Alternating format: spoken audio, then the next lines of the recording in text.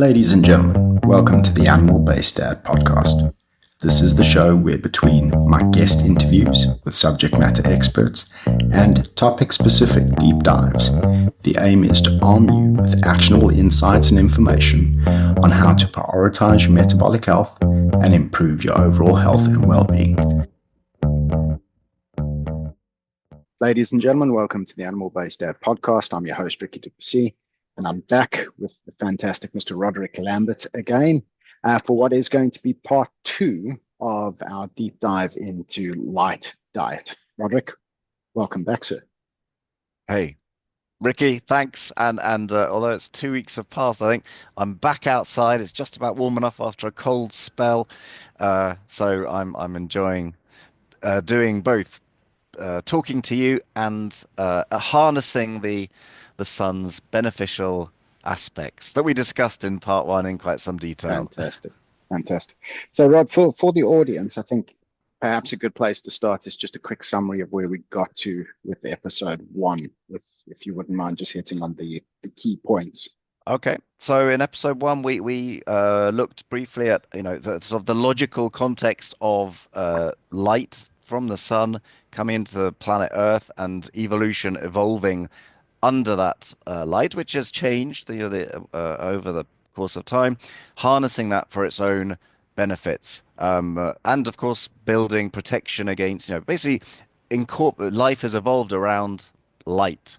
And we know that from plants, we know that from animals, and well, we know that about ourselves, but no one really talks about it in healthcare. We looked at what actually light is. It's a slither on the electromagnetic frequency spectrum, and the different parts of light, visible, non-visible, or maybe image forming, non-image forming is another way of putting it. And then we looked at what we've already discovered about the physiological impact of light on human cells and pathways.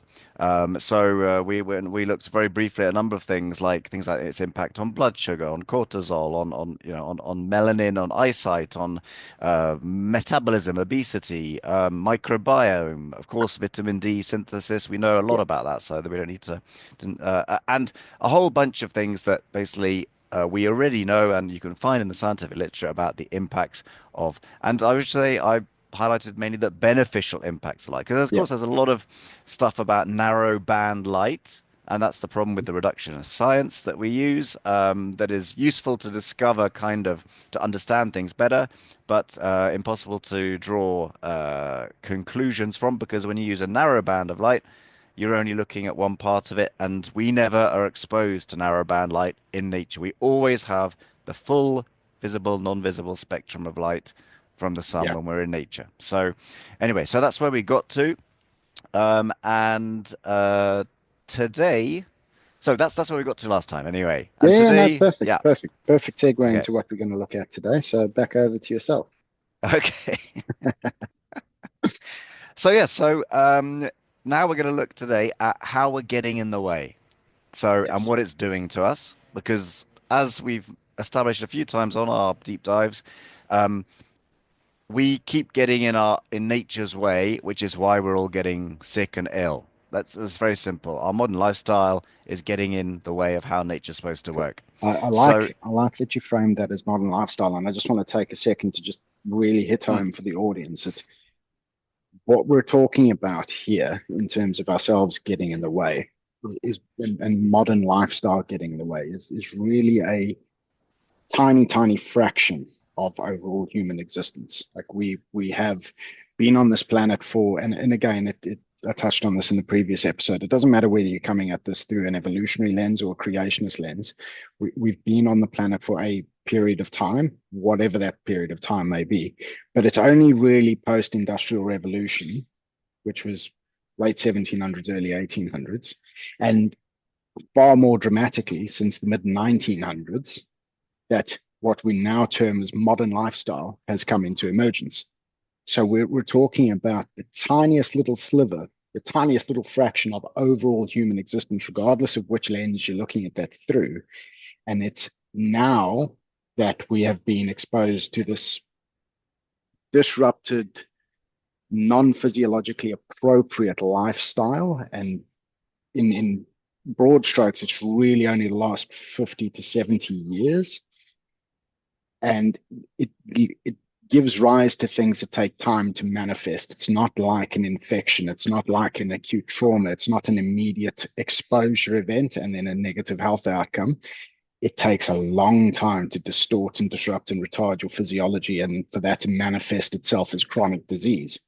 So, and the reason I want to frame it that way is because a lot of people will hear us talk about stuff like this and be fed up because it seems the news and the general sort of media and social media space is full of conflicting information where people are like, oh, eggs are good and then eggs are bad, and then this is good and then this is bad, and no one can ever seem to make their mind up.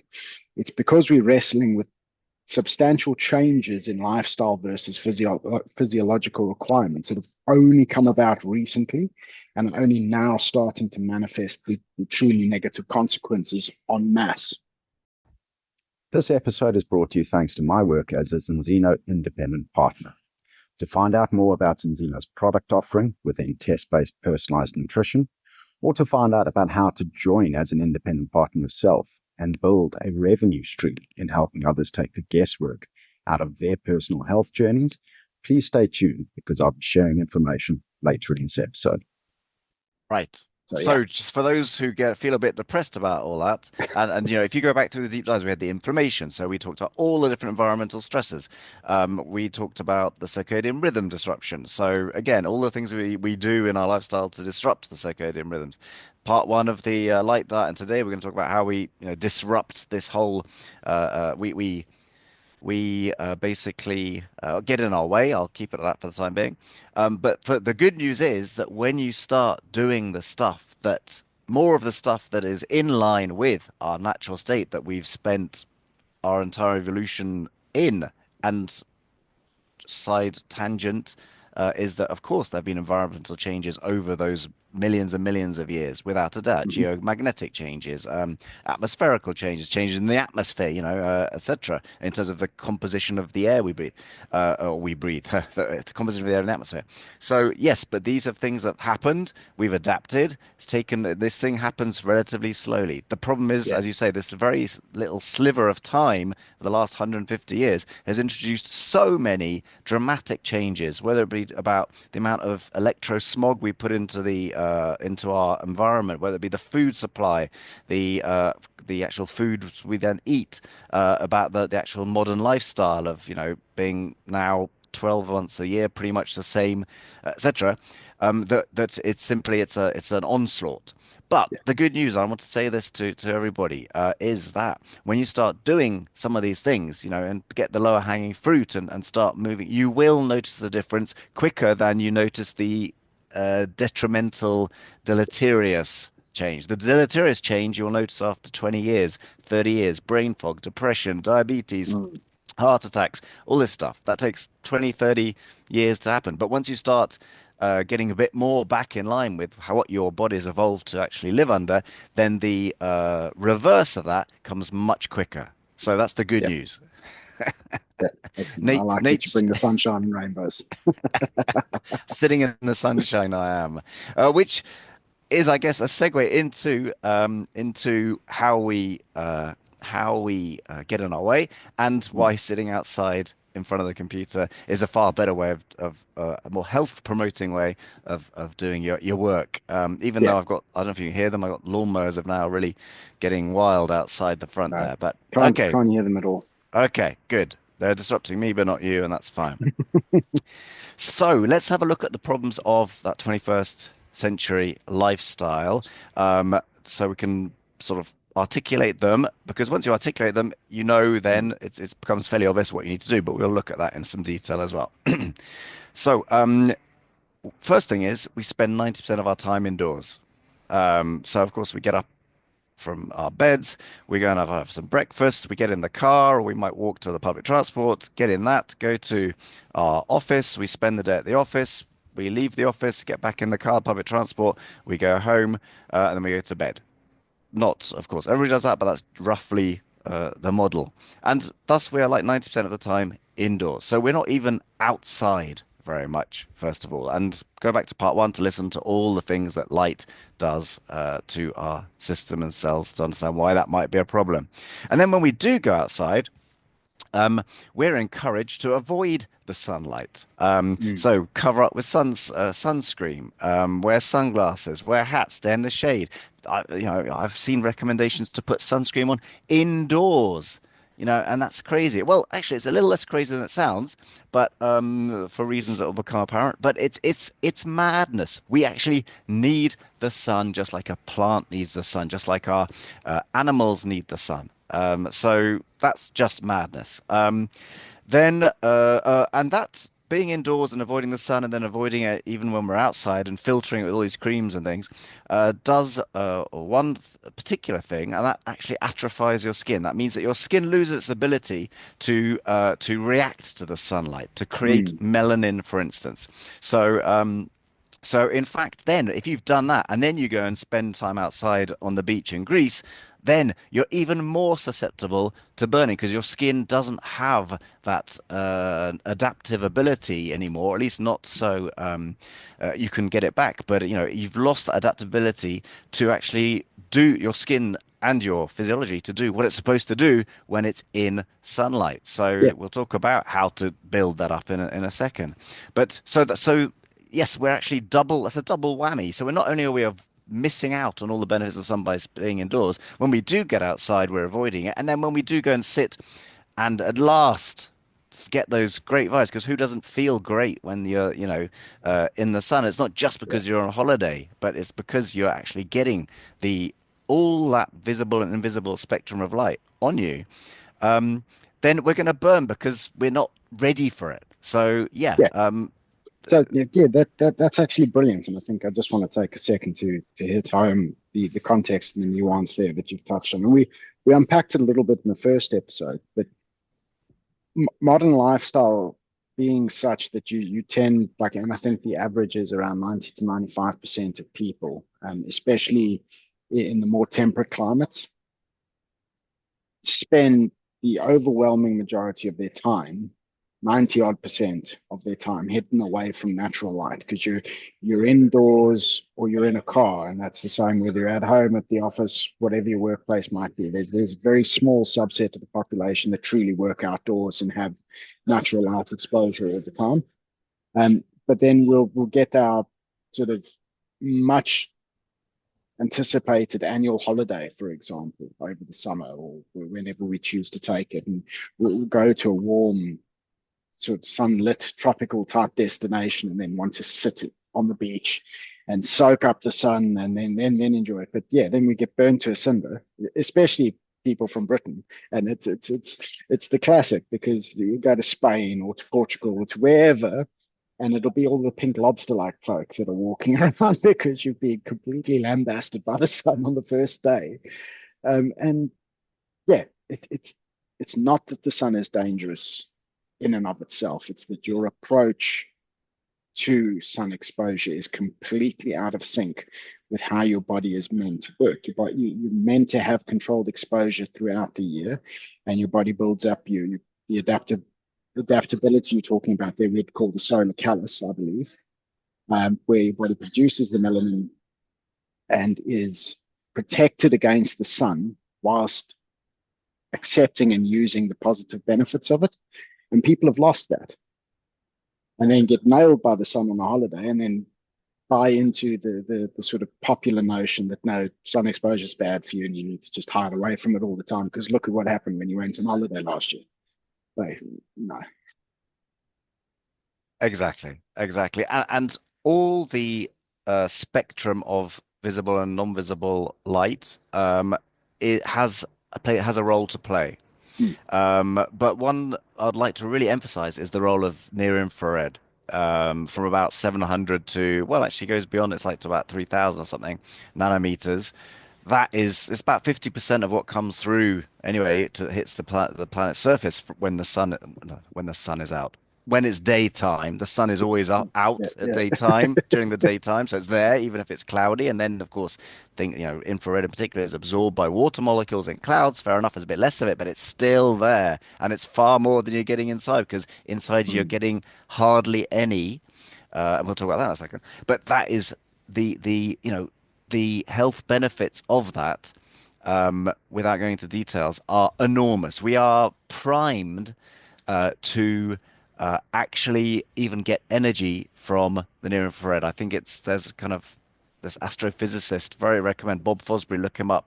Um, has done the calculations, and it just so happens that the kind of the least filtered energy from the sun that hits the Earth's surface is about 700 and I can't remember 80 nanometers, and it also just happens to be the kind of peak point of our absorption for near infrared is around the same. So we're okay. getting what did it say? Something like 500 watts per square meter of photonic energy, which we are absolutely adapted to absorb, receive, and it has biological effects within us.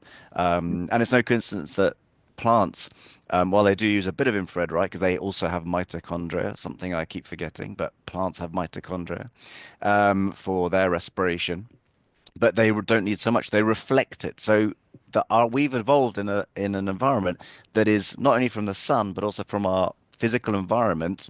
Uh, you know, take away the cities, um, that is bathing us in infrared. And when we're indoors, we're actually starving ourselves because our windows, particularly modern windows, are designed to filter out a large part of the infrared in terms of intensity and spectrum, So, so that we don't so they're overheat purposely inside. designed to filter that out, or is it Purposely just a designed. consequence?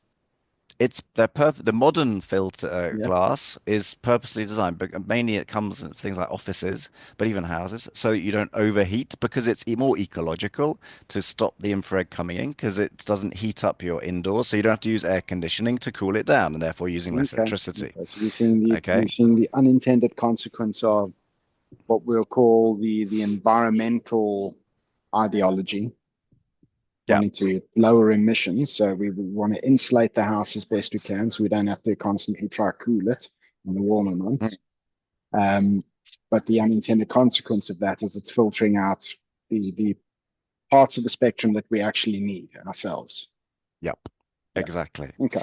And just in case you don't care about humans, and the health of the planet is a greater priority, be sure that your pets are also suffering because they are also Mhm. evolved to use infrared light. But anyway, so and there we've just said one of the things. So apart from being indoors and then avoiding the sun, atrophying our skin, and then going to lie on a beach for 2 weeks, that's one problem way we get in the way. The second one is filtering out the infrared, which obviously even when we're indoors, we're not getting it through the window as much as we could be. Still getting some, but you're gonna we should be bathing in it. Mm. Um, and the other big pro, and just to frame this next piece that I'm going to say about the types of light that we are exposing ourselves to, is that, and I used it in the past, it's the sunlight is your whole food nutrient dense, Yeah. complete nutrient dense fodder, light fodder. Um, Anything else that doesn't come from the sun and light, we can talk about fire light in a second, but is reduced. It's low fat. It's reduced sugar. It's factory ultra processed food, etc. It's junk light. So remember, your whole food. If you're keen on your diet and you've turned it into a primarily whole food diet, well done, good. Don't forget, light is also food for your cells, and get whole food, more whole food, less junk food. Fire, by the way, just saying we've evolved around fire because it existed even before we managed to harness it, of course. And so that's primarily infrared in the infrared spectrum and Yeah. red and orange part, the longer wavelengths of light. So again, infrared. Another source of infrared for us is from fire. Uh, but now, today in particular, we light up our indoors with lights and I'm now specifically talking about LEDs, but fluorescents were problematic in the past as well. Those fluorescent tubes, and they still exist, of course, with light that are literally the ultra processed food of lighting. They've got a very strong peak in the blue, which we're now, the literature is, the scientific literature is starting to boom with, the exploring the effects of that. But one I should really mention is about increasing cortisol. So when you're sitting chronically under a blue-rich LED light, if you look at the spectrum graphs and in the show notes, I'm sure I'll put something with a spectrum of an LED, is that it has a very strong peak in the blue, then there's a dip, and then there's a bit of green. These modern ones have a bit more green because that helps us to see more clearly, if you like. And then a very, very small and tiny, narrow bit of red at the end. Sitting under a blue-rich light increases your cortisol. Go back to the inflammation part. A bit of hormetic stress is fine. Chronic stress exposure is a serious problem. And you're going to burn out your HPA axis. It's going to get stuck in fire. You don't even have to eat. You don't even have psychosociological stress. You could live as clean a life as you can. Reduce all the stresses we talked about in that first episode. But if you're sitting all day under a blue-rich LED, you're still raising your cortisol, you're still activating your adrenal glands, you're still increasing your blood sugar, and you could still, over time, it will contribute at the very least, if not possibly causal by itself. No one's done that experiment, of course, create insulin resistance within your body. So you can still, but if I really extrapolate, because I say no one's going to do that study because it's unethical and it would take 10 years. But if I extrapolate, you can become type 2 diabetic just by sitting indoors under blue-rich light without getting infrared, irrespective of what you ate. Okay, so let that sink in. Anyway, so that's the problem.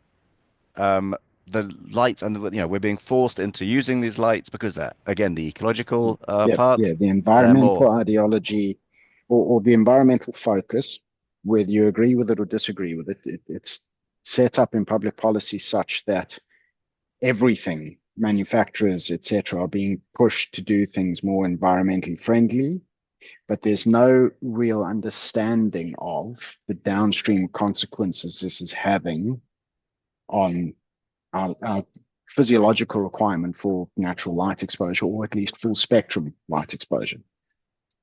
There's quite good understanding, but no one is typically picking it up and integrating it into policy. I'm talking about at the level of the policy makers. That's not a forethought. Yeah, right, exactly. So that's another way we get in a way. Then the other way that we get in a way is looking at screens all the time. These screens are, again, blue-rich because of power use. You want your battery to last, so you have, again, a strong peak of blue.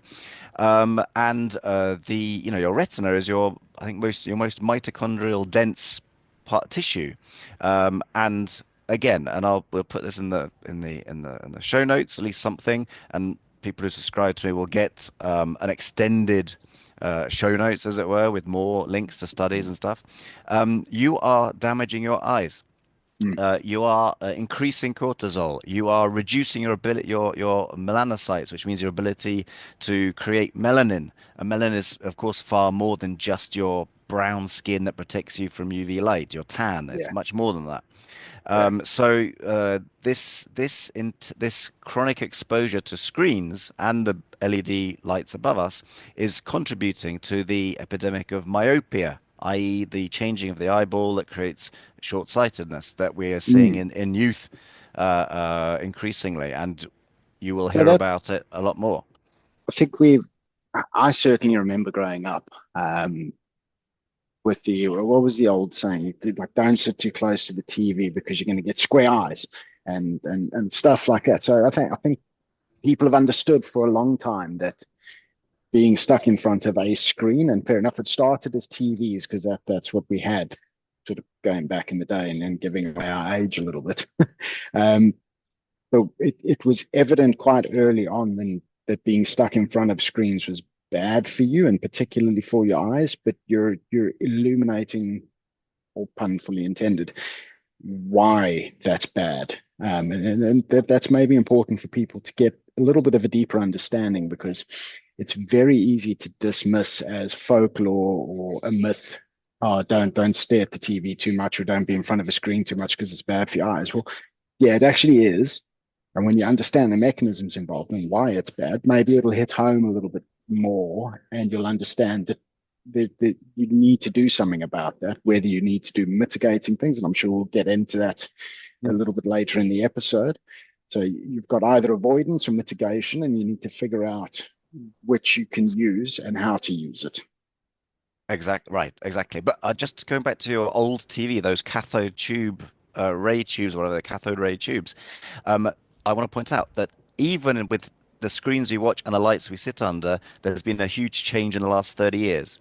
Those cathode ray tubes were, in terms of physiological effects, they were quite wide spectrum. So it wasn't like this sharp blue energy that comes from the modern screens that we have now. And I can't remember which monitor manufacturer a few years ago actually turned it into a marketing thing. I think they shifted the peak emission in the blue range of their screens by 10 nanometers because they were aware that at that, I think it was 450 and now it's 460, because at 450 that is the recognized 400 to 455, I think, is the recognized range of blue light that has been demonstrated to be damaging to your eyesight. So they actually shifted it to 460 as a marketing. I think probably staring at a 460 nanometer screen is still going to be it's still going to be bad, but whatever. But it's just that's recognition that manufacturers are aware of this. Just it's to create a full spectrum screen is going to be costly to develop. That's like I would equate that, just casting my mind to the nutrition space again. That's like your full fat sugar versus your sugar alternative, isn't it? It's just it's keeping the product, keeping the profit, but giving you something that you can market against to make it seem better for you. Right, exactly. It's a tacit recognition and turned into health washing. Yeah. Without taking away the fundamental problem that is behind the product. So to screens and just about those cathode TV. So cathode TVs, as I say, were far healthier for us. So the problems with your goggle eyes were that it was fixed focus on relatively near, and now imagine what we're doing with phones, and it was because it kept you indoors rather than being outside. But these days there's a third aspect for that, and that is the actual quality of the light coming from the screens that is amplifying this problem. So the problem is compounded over time with the advancement of technology rather than improved. Right, exactly. And to the lighting, we used to use those incandescent wolfram, tungsten, whatever they were, bulbs with highly inefficient energy because most of the light they produced was in the infrared. That's the heat. And they didn't produce a lot of the blue and green that we need to actually make visible images. Problematic from an energy standpoint, and but far better for us. But and so what I'm just saying is that we've gone through another shift into the unhealthy over the last 30, 40 years. So what have we got? So we got the lack of actual sun exposure. We got the type of light we're shining on us indoors because we're indoors, and then we got the screens. So those are three key issues. And you think about it, we are, and then there's the circadian aspect, which we're not talking about today. Go back to episode 2 to the circadian, and that's the bright light and the blue light at the wrong time after sunset before bed that is disrupting your melatonin increase and disrupting your circadian rhythms, which has its own set of problems. So modern life, it's quite a complex. It's not only far hitting. So the consequences what you're talking about there reach quite deep into our physiology and then sort of become a very deep reaching problem. But at the same time, it's also very wide in terms of the different aspects of our physiology that it impacts. It's really quite fundamental. And I can see and appreciate, having spent a bit of time learning about it, why you're so passionate about light diet. Because I don't think that it gets at this point in time, and hopefully the effort of people like ourselves and the people that we're learning from will help the general public to get more of an understanding of this, but it's not generally spoken about in the mainstream. Yep. Exactly. So yes, but I think you have to go grassroots because, yeah. Anyway, let's not go down into that conversation. We've had that touched on that several times in the past sessions, and I've just lost the other thing I wanted to say, but never mind. Maybe it'll come back to me. That's how we're getting in our own way, and like a triple whammy that is particularly the last 30, 40 years has been we've been creating for ourselves. So perhaps I'd just like to touch a little bit on the UV cancer myth thing Yeah. before we move on. So of course, the most obvious way to rectify the situation is be outside all the time from sunrise to sunset. We said that at the end of the last episode. Yep. Far easier to say, far more difficult to do, understandably. And then you'll hear people, and I just, this group I'm in, the family lowdown and tricks and tips or something. It's got like, I don't know how many hundreds and hundreds of thousands of people, primarily from the UK, set up in COVID. It was because it used to be lockdown.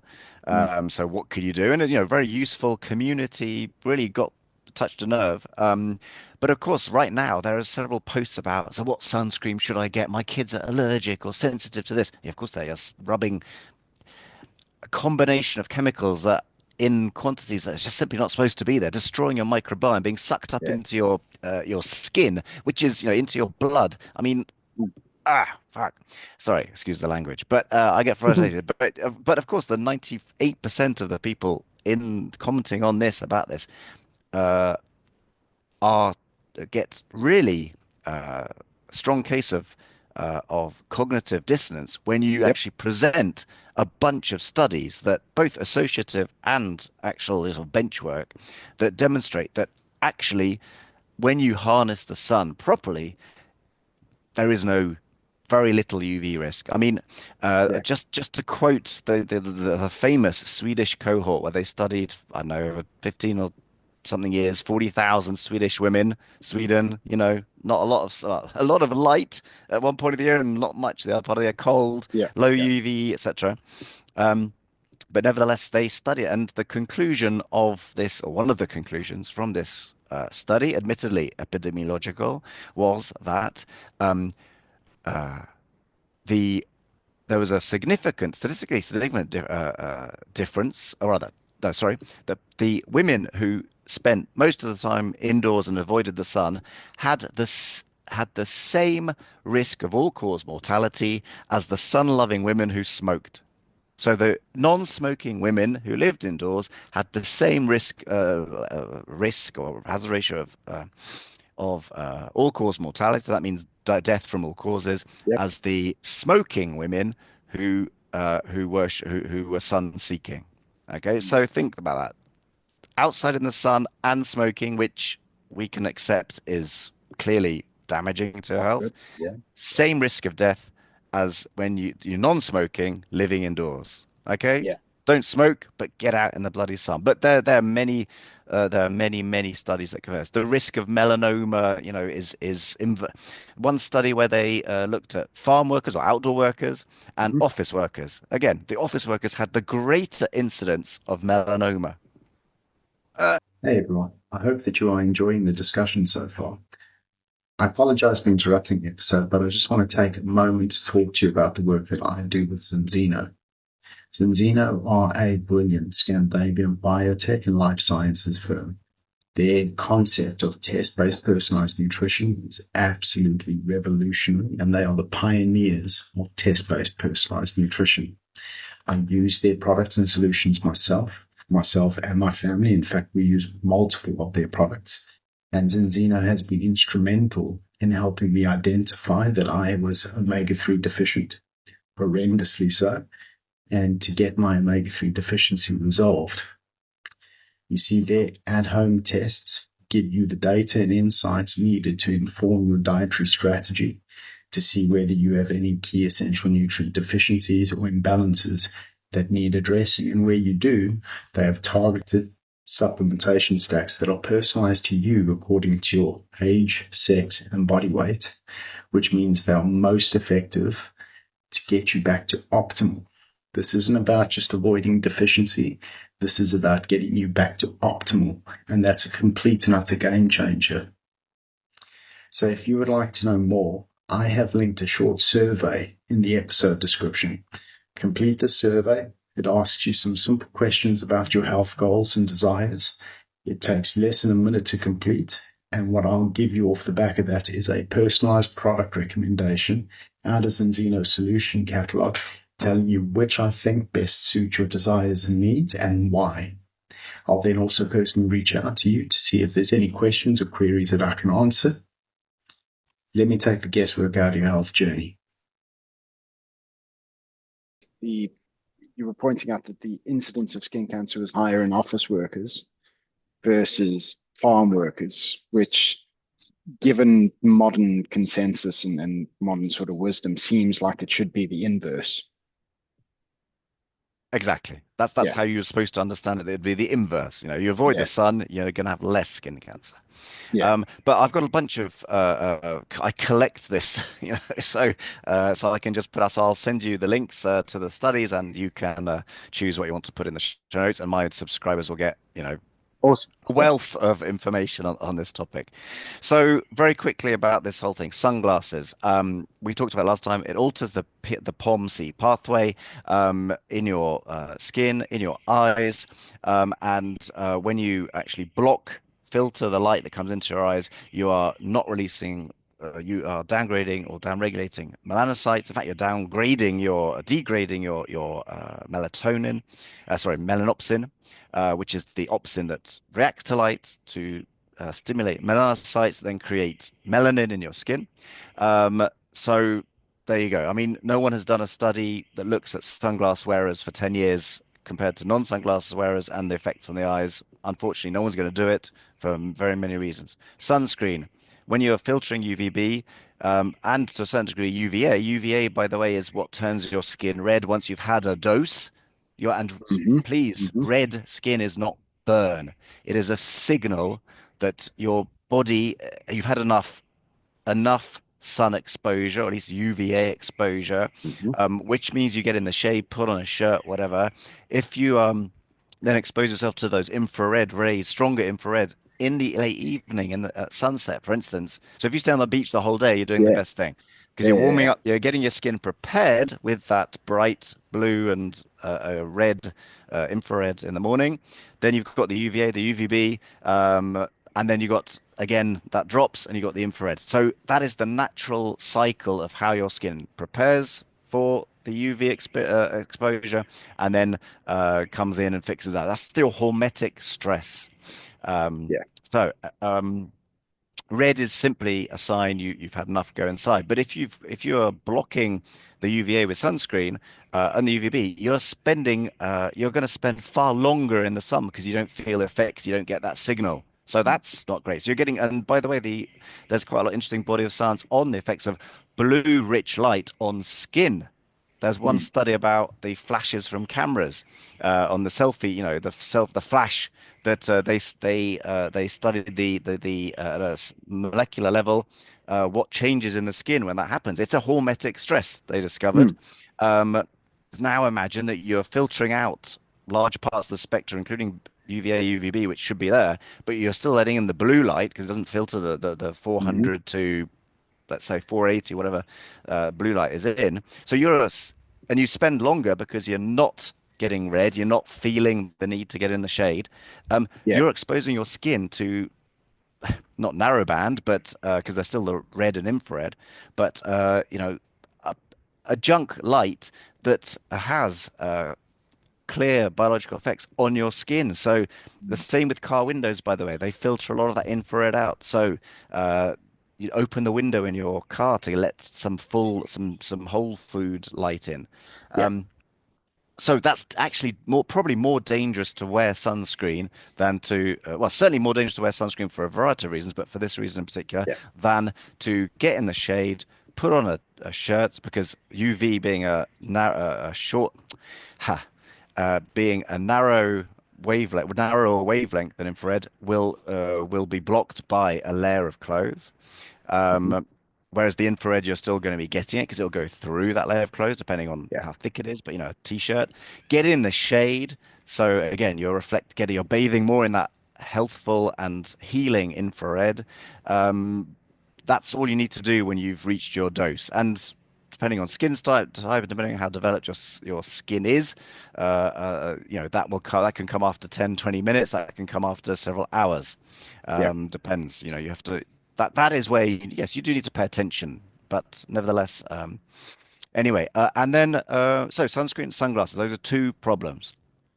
Um, Right. And why this whole kind of UV is bad is because it's been done on nocturnal animals, the experiments, so they're not Mhm. even Then biologically yeah, equipped to yeah, tan. it's interesting. Um, it's done on narrowband UV. We are not in nature exposed to narrowband. Narrowband means just taking that segment of UV at UVB Yeah. or UVA, 300 and whatever it is nanometers, and shining it on either nocturnal animals or on cells in a petri dish. Yeah. Okay, same as there is no narrowband UVB in the daylight. It's always accompanied by UVA, all the spectra of blue, all the way to the deep red, all the way into the infrared, and far, far, far into the.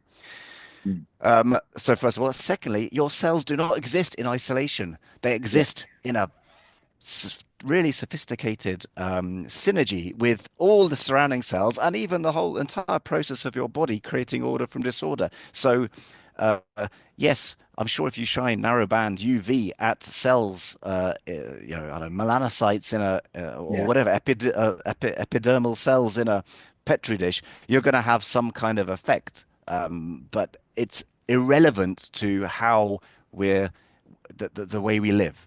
Yeah. Correct. So I get a bit worked up about that, but it's such a pile of Yes. emoji brown. Right. So I just want to touch on something there Mm. quickly because I think we want to be very clear for the audience. We're not suggesting that if you abandon sunscreen and spend all day, every day exposed to the sun, and all will be good with the world and everything should be fine. That's not what is being said. What is being said is that your body will give you signals, and I'll relate this back to nutrition because your body does the same there. It's almost like hunger and satiety signaling. Your body has similar for UV or sunlight exposure. You talked about the sort of pinkness on the skin that comes up, and that is a signal that you've now had your fill of full spectrum sunlight exposure, and it's now maybe time to get out of the direct sun, get into shade, or put on clothing, as you suggested. Um, so it's a case of people needing to pay attention to their own bodies and the signals that their bodies are giving. So you don't want to be dulling the signal out by using factor 50 sunscreen or whatever it may be.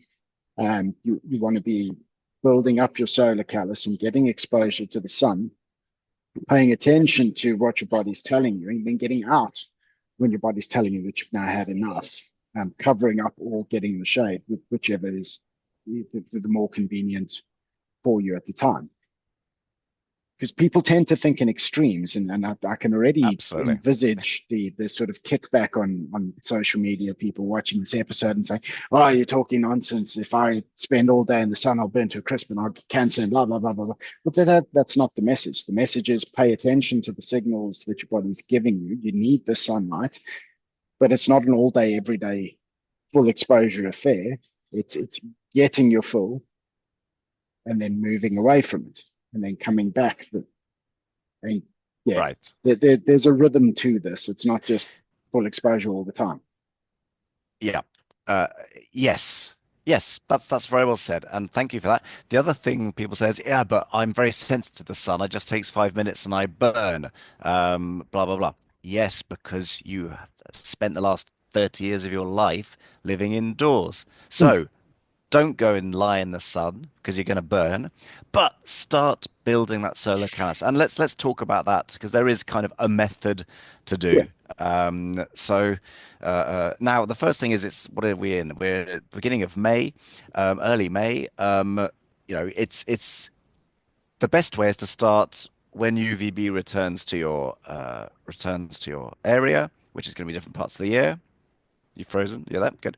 Yes. Um, Yeah. which here in the UK is roughly end of February, Mhm. and just start to get a bit of exposure. I mean, could be 10 minutes standing by a window. Choose the times. Of course, UVB, by the way, rises when it first comes back. It rises, 11 o'clock and drops at 2 in the afternoon. Of course, even now in May, here in this country, it's 8:50. I looked, it rises and it drops at 5 or something.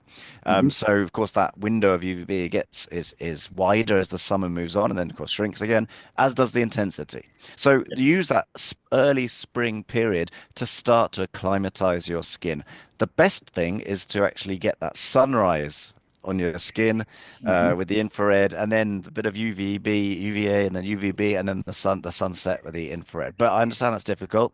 If you start early enough, like early March, getting a bit of UVB and UVA, then you will start to acclimatize. Actually, by the time the summer is, you'll be far more adapted to Yeah. that. The light, I mean, it's not just one thing. I mean, the light you're sitting under also makes a difference because that degrades your melanopsin. So you may have very little melanopsin left to actually to create that effect of the melanin in the skin, for instance. So you need to work on that as well. So, Mhm. switch your lights out. I mean, switch them round, change the indoor lighting. We're going to have some tips on that, and etc. But do a bit build up. Yeah. That's how you do it. Okay. So about building your sun tolerance, there is a connection to diet. So Mhm. it seems, at least anecdotally, I haven't yet discovered if there's any kind of more serious studies on this. But when you have a high seed oil diet, you burn more easily, and a lot of anecdotal evidence from the carnivore community, which I'm not a carnivore, I'd like to point out, but I am I observe lots of different communities, is that when they cut the seed oils and been like 6 months on carnivore, they actually burn less or don't burn at all. Yeah. So Yeah. there is a connection to that. And the other thing you can do is there's a chemical molecule, I can't remember what it's called. You can actually supplement with it too, but it's always better to get it from your food that comes from crustaceans like shellfish and that sort of thing, Okay. and fish in general. If you make fish broth from the bones and shells of fish, then that's a chemical molecule that will also stimulate exactly what I don't know, but your ability to That's tolerated. adapt properly Mm. to sun exposure. Okay. Those are just two dietary things I wanted to mention. I'm presuming that a large part, if not the majority of listeners, will be coming from that 90% of the year indoors, probably atrophied skin. And I would like Yep. to point out that if you have deeper melanated skin, your skin is browner, which normally means, which means you've got more melanin in your skin at the surface. But you've been living in the UK in indoor lifestyle, you can still have atrophied skin, Yeah. which means that you can still burn, even though you shouldn't be in the pathetic UV solar yield of the UK, you can Yeah. still do that. So also beware, even if you have darker skin, it's not a guarantee that you will tolerate the sun better, but you should be able to restore it better. And by the way, if you have deeper melanated skin, browner skin, you actually need to get more UVB than someone who's pale like me because you have this natural protection. Your skin is adapted perfectly to that kind of much more equatorial 12 hours of solar yield, 12 months of the year, higher UV, etc. That is how your cells have adapted evolutionarily. So you actually need more to get that. But anyway, So that if you that then that would be your haplotype suggesting that that's the environment in which you would thrive best. yeah. Yeah. Yeah. So it's a really tricky one. Our modern migratory pathways have taken us away from, in many cases, the environment in which our particularly mitochondrial haplotypes actually are adapted to. So you have Yeah. to be extra mindful. Um, so anyway, two more things about light before we get on to what to do about it. The important bit, what you can do starting already today. So two things. Light, where else do we find light? Biophotons. Not going into detail, but all sorts of things happen when an electron excites and then comes back to its resting state. It will emit energy in the form of photons. Mitochondria and creating reactive oxygen species emit light at various different frequencies. It's very, very weak, but we know how to detect it these days. It's been measured. You can look it up. And although we're not certain, we believe that there's this photonic emission is to do with signaling, not just within the body, to around the body, but also externally to the body. That's one of the ways that we signal to other cells in our vicinity in that very early. I'm not say primordial soup because there wasn't a primordial soup, but in that first Yeah. kind of instance when cells were slowly working out how to, which cells were good to have attached, to attach to, and which weren't. So that's just one thing. And then light comes from food. All the food we eat, whether it be plant or animal, is a stage of the path from the sun coming from through the atmosphere into us, and then as energy, energy does not, it changes form, but it doesn't decrease. So again, is lost either by us or the animals, or of course when we die. So we actually, are it's an electromagnetic barcode, which is why I I emphasize to my clients, if you eat locally and seasonally, you're getting it right. If it grows in your part of that latitude of the earth that you live on, then and it's seasonal, then you are creating coherence between the light you're exposed to, providing you are exposed to it, and the light that has grown your food, whether it be plants or animals that have eaten the Yeah. plants. So Okay. anyway, so what to do about it? So once again, go and live outside Yeah. Get all outdoors. year round. Right. So, but that's in all seriousness, that's the best way. But of course, I can't do that. You can't do that. Yeah. Probably no one can do that, particularly living in the UK or Czech Republic here, where it can be minus 20 in the winter at Yeah. night. Yeah. I'm not topless outside in the winter. I'm telling you that much. No, no, no, no. And I'm pretty sure we would have evolved to use things like animal skins and that sort of thing, and Yeah. fire, the heat from fire. But anyway, let's move on to practicalities of modern life. If you're indoors, then use appropriate lighting sources. And we're going to go into detail on that in a second. Get outside for light breaks. So to make it easier, focus on sunrise or just after, around midday, and then the late afternoon, evening. I'm talking more a summer profile, the same as this for winter, just it's squashed. Yeah. So focus on those three periods and get outside for a light break, 5, I like 10, that. I like 15 that minutes. analogy. Yeah. Just go and just get some, even if you're stuck in the office between a meeting, just jump down those stairs and get out for a little bit. So I'll Yeah. take Just a your short walk. Doesn't have to be loads of time. Just a little bit of being outside and exposed. yeah. And yeah. Yeah.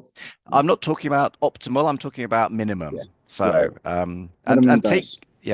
ideally don't wear contact lenses. Ideally take your prescription glasses off because apart from, the refractory element of glass, most prescription glasses seem to me also to be blocking a certain amount of blue. So again, turning light into junk light or partially reduced nutrition. Get Hmm. out, take, That's actually interesting. And so, would contact lenses also filter out parts of the spectrum? I'm pretty sure they'll filter out because they're also changing where the light is going. I mean, just like all prescription glasses are changing where the light is aiming for, refracting to in the retina. So you might be missing entirely, the melanopsin, for instance. Interesting. So if you can take them off, take off your prescription glasses, and if you can expose, as much skin as you can. So, but anyway, that's now building to getting a bit more closer to good or optimal. So take light breaks when you're driving in the car. If you spend a lot of time in the car, open your window a bit. Doesn't have to be all the way, but open a bit. I don't know, 5-10 centimeters. Let in some of those photons because your car windows are turning that light into processed light. So let in some of those photons will come in if unhindered by glass or objects. They will scatter and bounce until, of course, they expend their energy somewhere or go straight through out the other side. But open your windows in your office, in your room, in your car. And as I said, I said 3 points. That's the minimum. There are, let's say, 5 periods when you want to really be mindful of your light around sunrise. When UVA rises, when UVB rises, when they, of course, both disappear, which is for sure sunsets at the latest. So that's 4. And then the last one is night dark. But why that's important, go to the circadian rhythm episode. So practically how you can help yourself, because even that minimum can be difficult. I appreciate that. And I just, by the time this comes out, the post will have gone already, but I'll stick it in anyway. I'm sitting outside. You need to see on the computer, and the light, of course, makes it harder. So especially when you've got filters on like I do. So I've made this, you can't see it, but just to see, I've got made out of cut out of cardboard, not a box. It's a visor. So the screen sits in that. And I can see the contrast is therefore easier, and I can see you much more easily. I've cut some holes out at the back for the cables, etc. Yeah, very nice. Very nice. Ingenuity at its finest there. No, I like that. I was inspired by a photograph that went viral on Facebook of some guy, apparently in Prague, sitting on a tiny little balcony in this tenement house, old from the early 20th century, late 19th century, busy street in the center of Prague, apparently, with in his office shirt and clothes with this cardboard box over his laptop. I don't know where it was, but they said Prague. And that inspired me. Yes, you just cut out from a box this sun visor and you're sorted. Yeah, no need to hide indoors. You just got to make the screen visible and you can stay outdoors. Exactly. And by all means, I've got a sunshade there prepared to put up. When this ends, I'll put it up and sit in the shade because an hour and a half, even at this early part of UV, relatively early part of not even summer yet, this will be a very good dose for me, and I'll sit the rest in the shade. But back to how to help yourself. So let's go period by period. Sunrise, the morning, okay? And I'm going to talk about all year round in our northern part of the hemisphere. If anybody's got questions about adaptations for the winter or the summer, because of course we have that problem of being dark when we wake up in the winter and dark early, then stick them in the YouTube comments or the network, Netflix, Spotify, or anywhere. And it would be really cool if we could collect questions. So do put your questions and comments in the comments, because then we can actually collect them and then actually answer them all in another episode. So please do. We've got a few. It'd be great to have some more. I'm sure there are lots of questions, concerns, or need for further detail that you have. So please do. We don't bite. So sunrise morning. So yes, difficult to get outside. One thing you can get is a SAD lamp. SAD. They're called SAD lamps. Actually, they do. There's a reason what they do, which is to do with the circadian rhythm part. But seasonal affective disorder, that's what the acronym stands for. Just be aware, most SAD lamps are, what is a SAD lamp? It's a very bright source of what we observe as being white light. Okay, why it's good? Because we need that burst of strong light in the morning. That's, at sunrise, even before sunrise, there's quite a lot of blue already. That's how we can see even before, when the sun hasn't risen, enough to walk around anyway. And that is our signal, going back to the circadian podcast episode. So that's great, particularly for the winter. but even in the summer it can be useful. Just because our indoor lighting, we talked about the LEDs, the LEDs. The other problem is that even if you have three of them in a light fitting, you'll still only be getting 500, 600, 700 lux out of them. Whereas you get outside very quickly, you'll be at 1,000. Even at sunrise, you'll be very quickly at 1,000, 1,500, 2,000, all the way. And then, of course, the day goes, it gets into the thousands and tens of thousands of lux, depending on time of year and the weather. So these sad lamps do have a purpose and a place, and there's a lot of they're used therapeutically in standard centralized healthcare settings. But please, the standard sad lamps that you will buy are narrowband blue, possibly green spectrum with very little red. So they're like taking that, what I've just described as being in chronic use, unhealthy LED lamp and multiplying its output exponentially. So beware that narrowband blue damages your eyes. If you want to get a really good sad lamp that is full spectrum, you're gonna have to look around.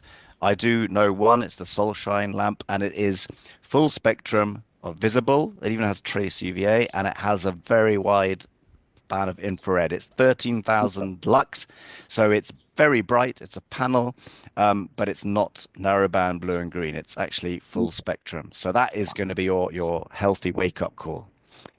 Then during the day, as I just said, the lighting that we have indoors, particularly on a cloudy day, even with windows, is inadequate. We actually need quite intense light, and particularly in the blue range, but just balanced with the rest of the spectrum during the day indoors, particularly in winter, but even on a cloudy day in the summer, we need more light. So sitting at home, trying to work or do your whatever, working from home, even in the office, while there's some standards about the minimum lux level, it's not melanopic lux, so it's shining down. It's not. It doesn't measure.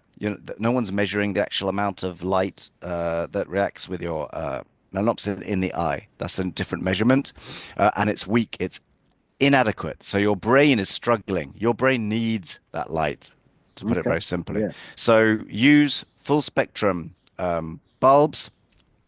And ideally ones that are not just full visible spectrum, but full, including the non-visible. It means including infrared. Again, in the show notes and in my subscription, subscribers will get a link to a really, really good one. There's, of course, unless you get one of these bulbs that has infrared, I would recommend you open the window, of course, but you get even some of those old style incandescent bulbs, not for the light that they're emitting, the visible light they're emitting, but for the infrared they're emitting. Okay, it's not going to be as broad or as powerful as being outside, but you're getting some infrared. Imagine that you need to bathe in it all day long during the daylight. So that will help. You can get infrared panels, of course, or near infrared panels. That will help. And then concerning the screens, you can get software. I think there's a free version of Iris, which I use, and then you can get a paid version of Iris or Flux. Both the software for Apple and PC you install, and it will automatically adjust the intensity, the spectrum to a certain degree of filter, depending on the time of day and the light conditions. So that can be helpful. You can wear the yellow blue blocking glasses because they will block the blue light 100% up to like 450, 455 roughly, and yet allow the rest that will help you see well onto the screen. They're well known for reducing things like migraines and eye tiredness from staring at screens. And there's even a new tablet out called the Daylight Computer, which actually is a hybrid. So it does use an LED for low light conditions, but otherwise it actually uses a bit like one of those Amazon readers, but it uses a light source, the daylight source to light up the screen. So you're getting full spectrum light from your environment. And use apps to help you. Circadian app, I really recommend. It's got loads of scientific research in there, a whole database based on what you're interested in about circadian rhythms. But it also will tell you when is UVA rise, when is UVB rise, when is it set, when is nightfall, when is daybreak, when is sunrise, etc. So you can orientate yourself better because, as I say, if you're not spending most of your time outside, you're going to have to be conscious and mindful, just as you are about your diet. Yeah, you're going to have to be strategic. And strategic, yeah, exactly. Then there's a new one called My Circadian, which I haven't tried. That's a paid app. And then Dminder, which is free. That's only good to know when UVB comes back to your region and disappears. It's good for measuring the UV index and what kind of exposure to UVB you might want to have. It's quite can be useful if you're building your solar callus. And based on some sort of algorithm, which algorithms are always problematic, it will calculate how many IU, international units of vitamin D, you are likely creating in your Okay. skin as well on that period of time, and depending on how many clothes, etc. That's a free app. Then the evening and night. So, and this is going back to the circadian, so I won't take a long time on this. After sunset, maintain dark. Use fire or incandescent sources, or appropriate modern circadian friendly lighting. Um, and again, the blue blocking glasses will help. And think about intensity of the light source, its actual location on a horizontal axis, so it should be low, ideally, and the spectral composition. Um, and mobile devices, you can actually switch your mobile into a red filter mode. It makes it really hard to read and use, which is probably a good thing before bed anyway. But it also, if there's a notification or you do need to check it for some reason quickly, you're not shining blue. You're getting just literally practically no blue Yeah. light emitted from that into your eyes. But why that's important, again, go back to the circadian episode. Yeah. Then you can use light therapeutically. So there's an amazing invention where I meant to mention that we emit biophotons. Mhm. We emit infrared. No one can dispute that because that's heat, or we perceive it as heat. And there's an incredible invention that actually takes. It's a patch. You stick it on certain places in your body. It reflects. It has certain crystals in that are tuned to reflect that light coming out of your body back into your body I've seen these. at Yeah. a certain wavelength that has, clinically proven to have a certain effect inside your body. Okay. So the Yeah. Yeah. classic one, and I've just ordered mine coming next week, so I'll talk more about this on my social media. Um, the classic one that I've ordered basically reflects light back into your body at a certain frequency that stimulates a copper peptide that then stimulates the upregulation of stem cells. Okay.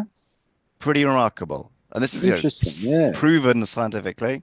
And what happens, what are stem cells? They're kind of blank cells that your body Yeah. uses to imprint whatever your body needs to, cells need to be replaced or regenerated.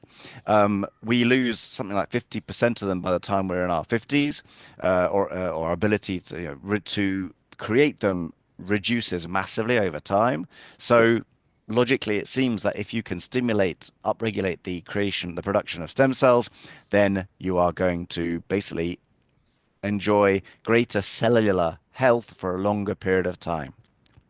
So I'm going to be testing them out, and I'll let you know. And very It'd be interesting. interesting to know whether the effects are localized to the area where the patch is, or whether you have systemic effects because you've got more stem cells circulating. Systemic, Yeah. because and that's to do with using the we have these. We're getting into a totally different topic. Microtubules that are the extracellular space. They are kind of like communicating pathways for things like light and electricity via these microtubules, which have easy water in. And light travels on them as well, which is, apart from the actual effect, the way light can get into your body, we know that, your skin blocks the higher frequency light like UV and blue and only gets a millimeter, let's say, into your skin. Yeah. The infrared goes much deeper, but also light hits tissues, hits bone, and it scatters further. So particularly the infrared will get in and scatter around your body. So infrared light, we talked about it, it's not just a local effect, it's Yeah. scattering around your body. You're feeding your body with photons at a certain wavelength. Right. So yeah, with that, it's a good question though. But it's to do with where you place it on your body. There's sort of meridian lines that, very interestingly, I was talking to Andrew Marino the other day. He was talking about his work with Becker, that they received a fund from the NIS, NIH rather, National Institutes of Health in America, to study acupuncture and the sort of they didn't have much money to do it, but they did some, real trials and some remarkable effects about acupuncture, and they were trying to work out how is it working.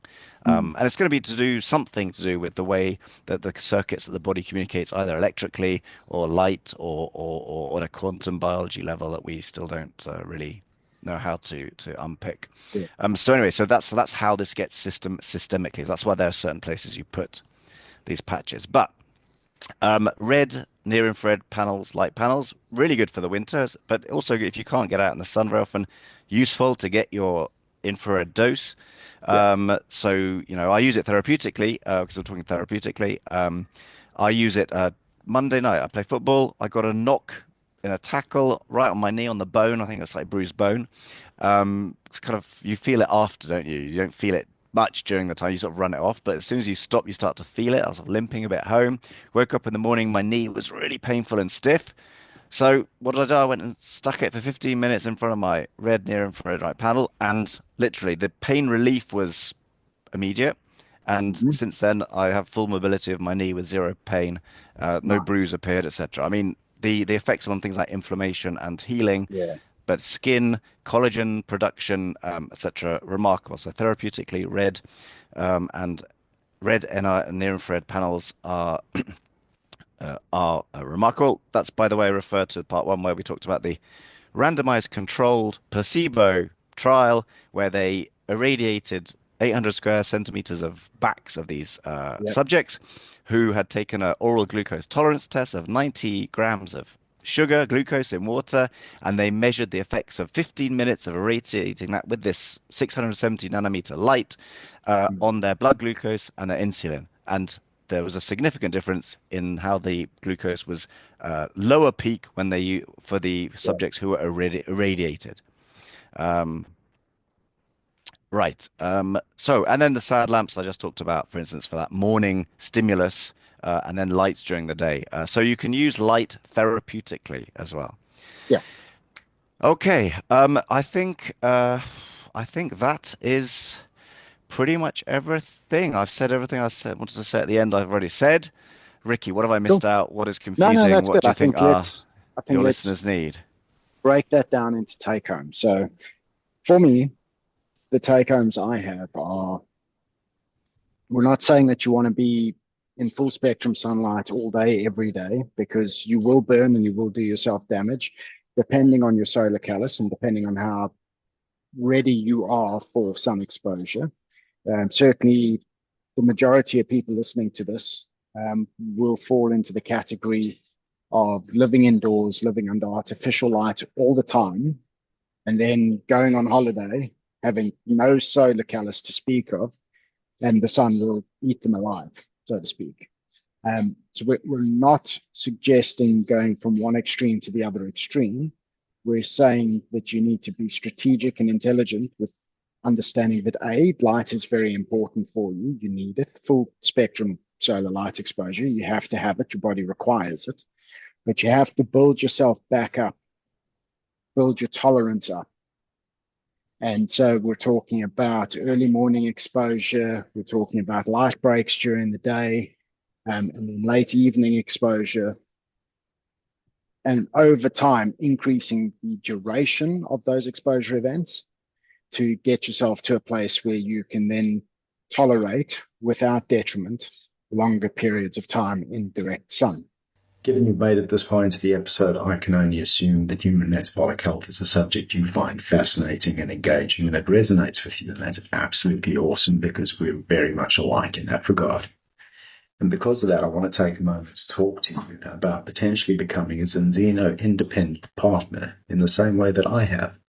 You see, Zinzino have tremendous opportunities available for independent partners, meaning people who decide that they don't just want to be a customer, but instead want to use the concept of test-based personalized nutrition to benefit their own health, to take the guesswork out of their own health journeys in the same way that I have, but then to build that user story, to build that testimony of the difference that that's made in our health journeys, and use that to market Zinzino's product, to market the concept of test-based personalized nutrition in the exact way that I'm busy doing right now.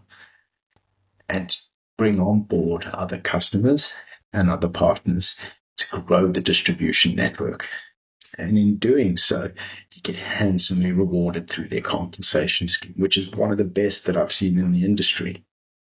So if you'd like to explore setting up a side revenue, whether it be something that you only do a couple hours a week or something that you put a little bit more effort into and build into a full-fledged career, or anything in between, get in touch and let's have a talk about the opportunity and how this might be the right fit for you, not only to take the guesswork out of your personal health journey, but to also build you additional income streams that help to improve your financial situation and the possibilities for you and your family. And we're saying that it's not just a case of building up in anticipation of a holiday, because I'm thinking again, diet, right? This is how people tend to treat things. They have their norm, and then they'll make changes in preparation for a holiday because they understand they don't want to look bad or feel bad or have the holiday ruined, but then they want to return to the norm again. This isn't a crash diet. We're saying that you should be building this level of exposure into your lifestyle because it's what your physiology requires, and it should be sustained year round in conjunction with the fluctuations of natural light exposure between the seasons. So it's not like you're going to have a set routine and that routine will stay the same all year round, because obviously the sun doesn't stay exactly the same all year round. We're saying that you need to build having exposure into your routine, and it needs to adjust according to what the solar patterns are doing at the time of year.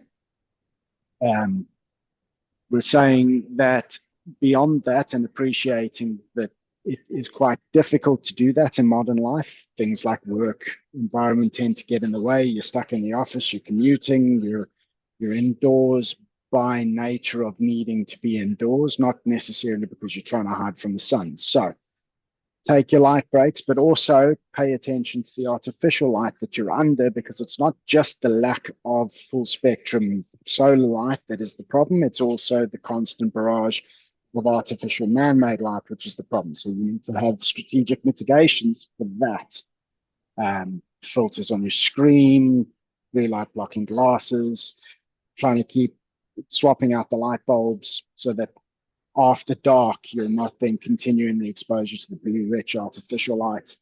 So yeah, there's quite a lot there, but I think those are the key take homes so far as practicalities are concerned.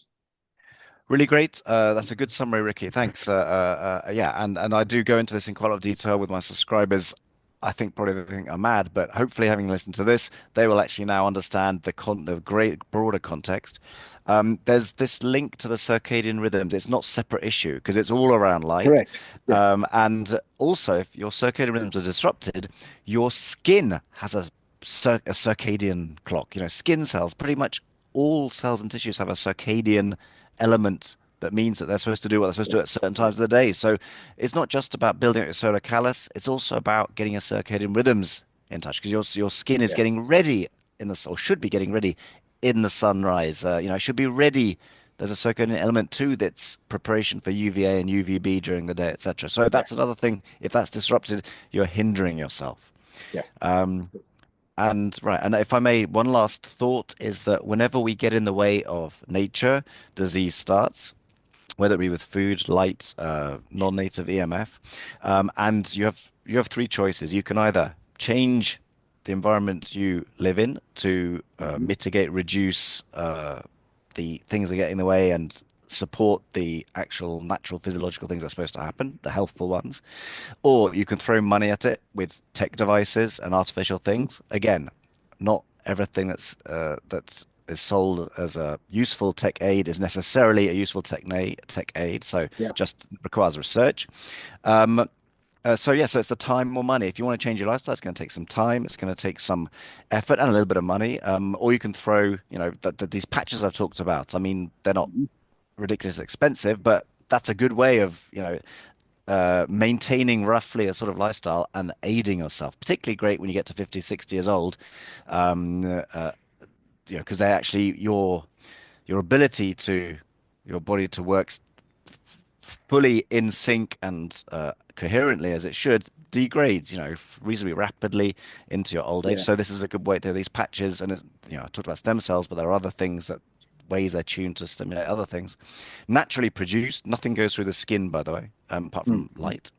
Can be useful aids to like a supplement, if you like. So actually, these patches are light supplements, if you like. But nevertheless, I mean, the most fundamental way is to invest the brain bandwidth, the time, and a little bit of money into rearranging a bit the environment that you live your 24 hours in. Yeah, I liked you touched on a little bit earlier the fact that people will be strategic with their diet and their nutrition, and they will put some thought into how they're going to prep and plan and prepare and work optimal nutrition into their lifestyle. And you need to do the same with all the fundamental physiological requirements, light diet being one of them. So you're going to have to take some time to learn, digest information, and then understand and put together a strategy to align your lifestyle as best you can and work that out. It's not going to happen overnight, but it's a journey and a process, and you'll eventually get to the point where you are hopefully meeting your needs at the very minimum, but on the other side of that, hopefully giving yourself the environment in which you can thrive. Exactly. So yeah, hopefully the listeners took away, wasn't too much of a ramble. There's a lot of information in both parts. It's a lot especially if you haven't really thought about it, there's a lot to take in there. So yeah, I think these two episodes are going to be the two that have the most cognitive dissonance in terms of user feedback. So yeah, welcome questions, as you touched on already. So even the dissonant and even the skeptics, skepticism. why not? Yeah, it just means we have to elicit something. We have to articulate something better or in more detail to help you understand it. Absolutely fine. Exactly. Well, Roderick, thank you very much for your time, sir. Appreciate Ricky, it as always. Thank you. Ladies and gentlemen, thank you for your time. Hope you enjoyed the episode. In the show notes, you'll find the links to where you can find more from Roderick, sign up for his newsletters, etc. Do hit us up with questions if you do have any. We look forward to collating those and doing a Q&A session at the end of this mini series of deep dives. Thanks, Rod. Thanks, everyone. Ladies and gentlemen, thank you very much for watching the episode. I hope that you found the conversation meaningful and informative, and I hope that it has empowered you with some tools and insights that you can take to tweak and improve your own lifestyle approach in pursuit of optimal metabolic health outcomes. If you've enjoyed the episode, and if you're enjoying the podcast, I'd like you to do me the kindness of please subscribing to the channel, giving it a like, maybe even giving it a share. Help to raise awareness and get the podcast in front of as many viewers as possible, because it is my passion to try and help as many people as possible to understand more of the nuance around metabolic health and how to tweak their lifestyle in pursuit of optimal outcomes. Also, if you have any constructive feedback, things that you think I could improve on, any critiques, any criticisms, please do feed them back. I give you my solemn word that I will take them seriously, and I will, to the best of my ability, work to improve and to give you a more refined and more targeted product as a result of your feedback. So I will take it seriously, and I'll do what I can to improve the show. But again, thank you very much for watching. Keep thriving.